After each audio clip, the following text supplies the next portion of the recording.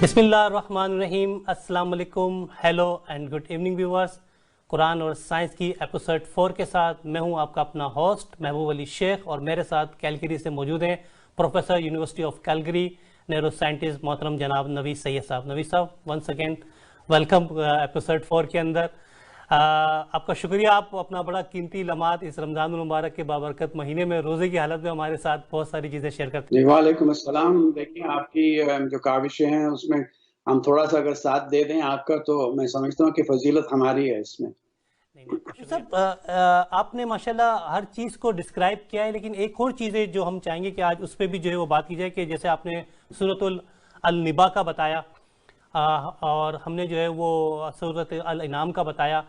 قرآن پاک کے اندر ایک آیت ہے سورۃ الانبیاء, اس کی آیت نمبر 32 میں اللہ رب العزت فرماتے ہیں کہ آسمان کو محفوظ چھت بھی ہم ہی نے بنایا. اللہ رب العزت کے بنائے گئے یہ حفاظتی آسمانی چھت, جس کو ہم پروٹیکٹڈ روف کہتے ہیں, سائنسی تحقیق کیا کہتی ہے؟ اور اس پہ بھی ظاہر ہے کچھ سائنس نے تحقیق کی, اور زمین ہماری جو 270 سے زیادہ منفی ڈگری ٹیمپریچر ہے اس کو کس طرح برداشت کرتی؟ دیکھیے یہ بھی ایک بڑا اچھا آپ نے سوال کیا ہے کہ یعنی ہر چیز کو اللہ نے ایک بہت ہی کیلکولیٹڈ طریقے سے جو ہے وہ بنایا بھی ہے اور اس کو قائم بھی رکھا ہوا ہے. اور میں نے جیسے پہلے کہا تھا کہ ہماری کائنات اس رفتار سے پھیل رہی ہے کہ وہ سپیڈ آف لائٹ سے بھی زیادہ رفتار سے پھیل رہی ہے, کہ جس میں تقریباً 72 جو ہے وہ کلومیٹر پر سیکنڈ کے حساب سے وہ ٹریول کرتی ہوئی ایکسپینڈ ہوتی چلی جا رہی ہے. تو کیا وجہ ہے کہ ہماری جو دنیا ہے یہ ہم لوگ اس سے کیوں بکھر کیوں نہیں جاتے, منتشر کیوں نہیں ہو جاتے, یہ کائنات ایک دفعہ فال اپارٹ کیوں نہیں کر جاتی؟ تو دیکھیے اللہ نے ہر چیز کے, اور انشاءاللہ ایک کوشش ہوگی کہ اگر سامعین آپ کے ذہنی طور پہ آمادہ ہوں تو انہیں کچھ ایسا عادات دے دیے جائیں کہ میں سمجھتا ہوں کہ جو اس میں اعظم ہے, کہ جس سے جو ہے وہ کلیات قرآن کے سمجھنے میں کافی ان کو آسانی ہوگی. تو قرآن میں اللہ یہی کہتا ہے کہ ہم نے ہر شے کو نمبر دے دیے. اب دیکھیے کہ اتنا صاف صاف نمبر دے دیے, اور ہمیں وہ نمبر سب معلوم ہیں, ہم نے انہیں لکھ بھی دیا ہے, بار بار کہا ہم نے, بار بار یہ کہتا ہے کہ ہم نے ان نمبروں کو لکھ بھی دیا ہے, سب اعداد و شمار کر لیے ہیں. تو ہر چیز کیلکولیٹڈ ہے.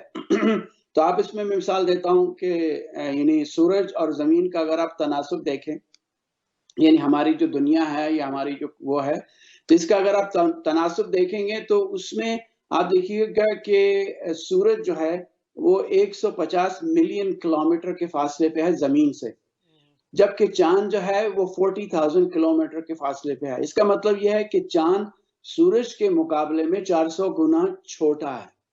اچھا, یہ کیلکولیشن اتنی عمدہ ہے کہ اگر آپ سوچیں کہ اگر سورج کو گرہن لگتا ہے تو چاند اسے پوری طرح چھپا لیتا ہے.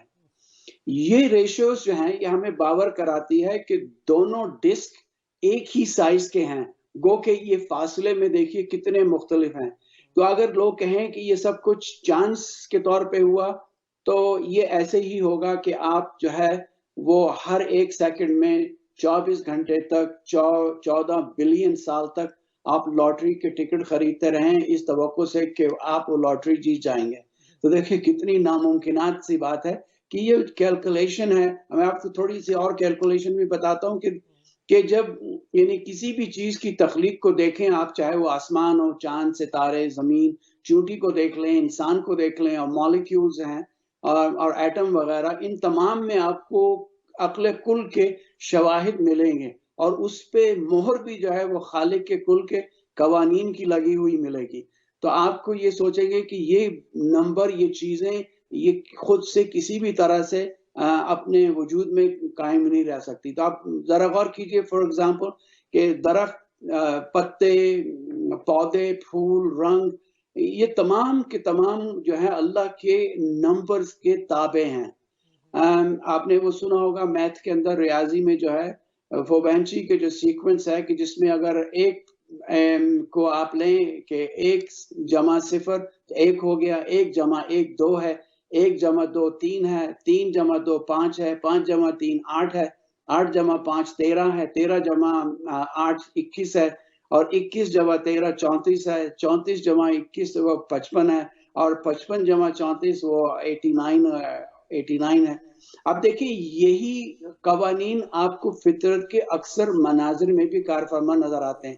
اب اوک کے پتوں کو دیکھیں کہ ان کے تنے کے ساتھ جو ہے وہ یعنی 5/2 کے انٹرول کے ساتھ یہ ایک دوسروں کے مقابلے میں ہیں. تو بیچ کے پتے جو ہے وہ 1/3 پہ ہیں. جو ایلم درخت کی شاخیں ہیں اور پتے نکلتے پروان چڑھتے ہیں وہ آدھے فاصلے پہ ہیں ایک دوسرے سے اس کے تنے کی نسبت سے. ڈیزی کے پتوں کو دیکھیں تو اگر یہ میں مثالیں دیتا رہوں تو آپ کا پورا ماہ اسی میں گزر جائے گا.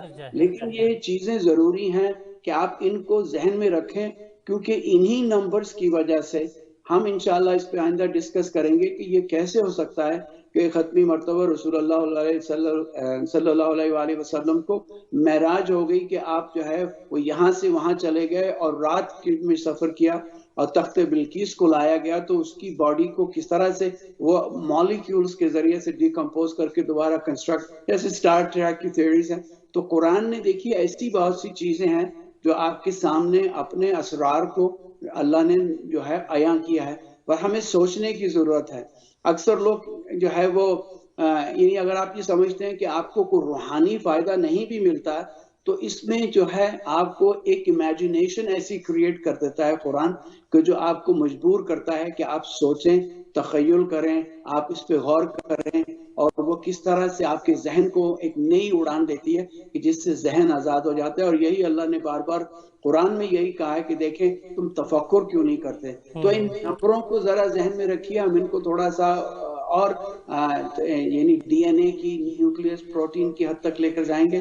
لیکن میں آپ کو مثال دیتا ہوں کہ امام جعفر صادق علیہ السلام کی جو سب سے بڑی مسجد نبوی میں آپ کلاس لیتے تھے تو 4000 سے زیادہ اسٹوڈنٹ تھے جس میں آپ کے شاگردوں میں امام شافعی کے کی نسبت ہے امام ابو حنیفہ کی ہے اور تمام جو ہے وہ بعد کے جو امام بھی ہیں انہوں نے بھی فیض جو کیا ہے وہ امام جعفر صادق علیہ السلام کی تعلیمات سے. تو آپ کلاس لیتے تھے اس کلاس کے اندر جو ہے وہ تمام اسٹوڈنٹس ہوتے تھے ہر فرقہ کے ہر مذہب کے. تو ان میں ایک شاکر نامی شخص تھا وہ کھڑا ہوا وہ کہنے لگا یہ آپ کیا باتیں کر رہے ہیں اللہ ہے اور اس کا وجود ہے جب میرے حواس خمسہ کسی چیز کا احاطہ نہیں کر سکتے تو وہ چیز ایگزسٹ نہیں کرتی میرے لیے وہ چیز کا وجود ہی نہیں ہے. تو آپ نے کہہ دیا کہ ایسے خدا ہے جو نظر نہیں آتا. کہنے لگے ہندوستان میں بھی ایک ایسا ہی ہے انہوں نے بہت بڑا بت ہے وہ پردے کے پیچھے چھپایا ہوا ہے وہ کہتے ہیں کہ یہ تمہیں نظر نہیں آئے گا اگر آیا تو تم جل کے بھسم ہو جاؤ گے تم دیکھ نہیں سکتے. تو انہوں نے بھی اپنا خدا بنایا ہوا ہے. پھر کہنے لگا یہ آپ کہتے ہیں اللہ نے سب کائنات بنائی ہے یہ گھاس یہ پرندے یہ تو میرے سامنے یہ جھوٹ میرے سامنے پیدا ہوئی انڈے سے نکل کے آئی ہیں گھاس میرے سامنے ہوئی. تو پھر وہ کہنے لگا کہ یہ سب چیزیں جو ہیں یہ آپ لوگوں نے لوگوں کو بیوقوف بنانے کے لیے آپ کے قرآن میں یہ سب اس میں ڈسکرائب کی گئی ہیں. تو وہ بولنے لگا تو جیسے ہمارا طریقہ ہوتا ہے لوگ کھڑے ہوئے سے مارنے اس کو فنش کرنے کو. جب اس نے فنش کیا تو وہ امام نے کہا کہ تمہیں معلوم ہے تمہارے جسم میں خون سرکٹ کی طرح گردش کرتا ہے تمہارے حواس خمسہ اس کا احاطہ کر سکتے ہیں.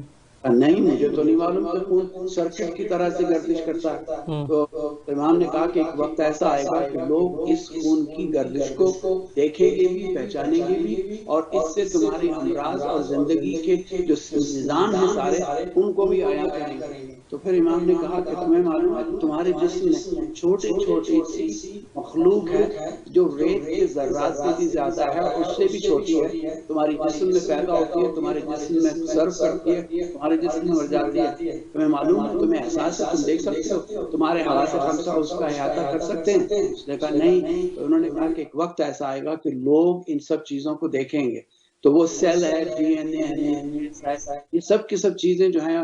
تو پھر آپ نے کہا کہ دیکھو یہ جو بت جس کی تم پرستش کرتے ہو تمہیں معلوم ہے کہ ایک وقت یہ لیکوڈ کی طرح سے پانی کا لفظ استعمال نہیں کیا امام جعفر صادق کہا کہ لیکوڈ کی طرح سے بہتا تھا. جب یہ سولیڈیفائی ہو رہا تھا اس کو پکڑ کے اگر تم کرش کرتے تو یہ بالکل پاؤڈر کی طرح سے بھر جاتا. تو کہا کہ یہ پھر جب جمع تو اس سے یہ پتھر بنے جمادات بنے جس سے جو ہے یہ تم نے یہ اپنا بت بنایا ہے. پھر آپ نے کہا کہ یہ جو تم نے گھاس دیکھی ہے اللہ ہر چیز کو ان چیزوں کو خود سے بیٹھ کے انسانوں کی طرح سے اینٹ بائی اینٹ نہیں بناتا بلکہ وہ ان کے اندر صلاحیتیں ودیت کرتا ہے اور ان صلاحیتوں کی ودیت ہونے کی وجہ سے وہ ان تمام جتنے بھی عمل ہیں ان کو کار فرما لاتے ہیں. تو اللہ نے کہا کہ ہوا چلاتے ہیں، قرآن میں بھی کہا کہ ہم نے ہوا چلائی، ہوا سے ہم نے بادل کو موو کیا، بادلوں سے ہم نے پانی برسایا، پانی جب زمین پہ آیا تو اس سے ہم نے خلقت کی، زمین مردہ تھی ہم نے اس کو زندہ کیا. اب ایک زندہ اور مردہ کی بھی اگر آپ کانسیپٹ دیکھیں تو وہ زمین تو زندہ مردہ تھی، اس کو زندہ کیسے کیا؟ تو زندگی اور موت کا بھی حیات قرآن میں بڑا ڈیفرنٹ ہے. تو اس کو بھی سمجھنا ضروری ہے کہ موت و حیات ہے کیا. اس کو اللہ کیا کہتا ہے کہ جب زمین تھی لیکن وہ باور نہیں کرا سکتی تھی، بیج کو شگافتہ نہیں کر سکتی تھی، اگا سکتی تھی، اپنی صلاحیتوں پہ وہ کار فرما نہیں تھی، تو وہ زندہ تھی.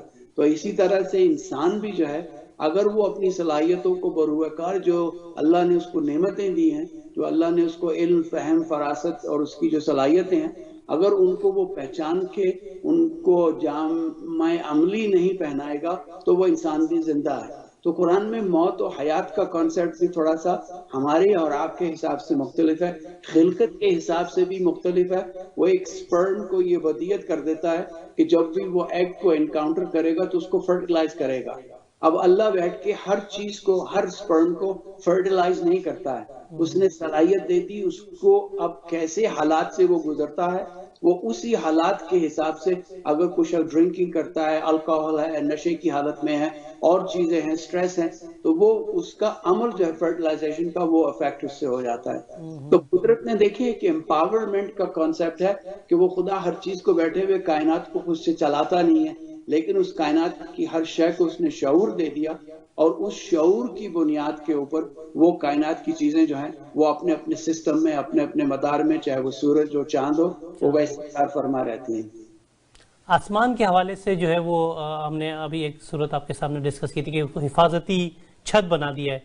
تو ظاہر اس پہ بھی سائنس نے ریسرچ کی کہ کس طرح اس کو حفاظتی چھت بنایا گیا. جی، تو اس میں دیکھیے نا کہ آپ کے بھی آسمانوں کی بھی 7 لہریں ہیں، 7 تہیں ہیں.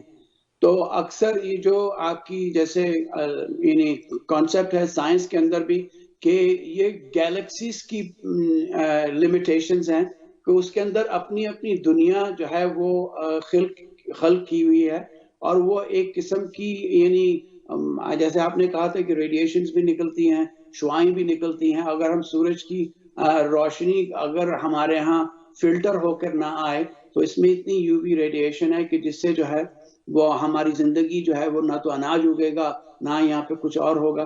تو یہ اس اسپیسیفک ٹاپک کو اگلے اس کے لیے رکھ دیتے ہیں، کیونکہ اس میں آپ کا وقت بھی اب ختم ہو رہا ہے، کیونکہ اس کے اندر جو تمہیدیں ہیں وہ تھوڑی سی غور طلب بھی ہیں، اور ان کو اسٹرائیو کرنے میں تھوڑا سا ٹائم بھی لگے گا. ایسا نہ ہو کہ آپ کے ناظرین جو ہے وہ بالکل آدھی بات پہ رہ جائیں.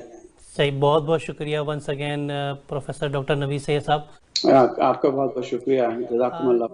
ناظرین، آپ کے پیغامات اور محبت کا ایک بار پھر بہت بہت شکریہ. ہم معذرت چاہتے ہیں، میں نے پھر آپ سے کہا تھا کہ بہت مختصر ترین دورانیہ ہے ہمارا پروگرام کا، کیونکہ افطار ٹرانسمیشن کا وقت بہت محدود ہوتا ہے. اس کے اندر ہم کوشش کرتے ہیں کہ آپ کے لیے جو ہے وہ بہت مختلف قسم کے پروگرام لے کے آئیں، جس میں ایک پروگرام قرآن اور سائنس بھی ہے جس کو آپ باقاعدہ دیکھتے ہیں. اپنے پروگرام کے اختتام سے قبل ایک بات آپ کے ساتھ شیئر کرنا چاہتا ہوں کہ اللہ رب العزت نے قرآن پاک کو ہمارے لیے سرچشمہ ہدایت کا ذریعہ بنایا ہے، اور علم کے خزانے بھی کھول کر رکھ دیے ہیں. اب یہ ہمارا فرض ہے کہ ہم قرآن کو سمجھیں تاکہ اس کتاب یعنی قرآن پاک سے استفادہ حاصل کر سکیں. اپنے ہوسٹ محبوب علی شیخ اور پروفیسر ڈاکٹر نوید سید صاحب کو کیلگری سے اجازت دیجیے.